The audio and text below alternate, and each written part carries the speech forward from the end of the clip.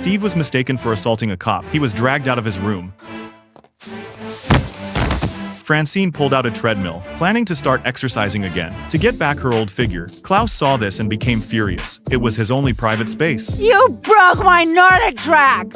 But everyone kept using it like a storage room, looking for a quiet place. He moved in a plastic doghouse. This doghouse is made of plastic. Why did Jurgen have to use that crane? Look, I can literally lift it with one hand.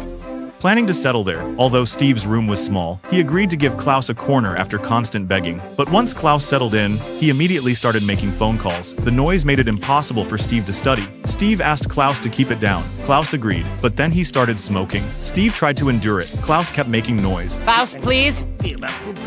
Klaus! For the love of God, will you shut up?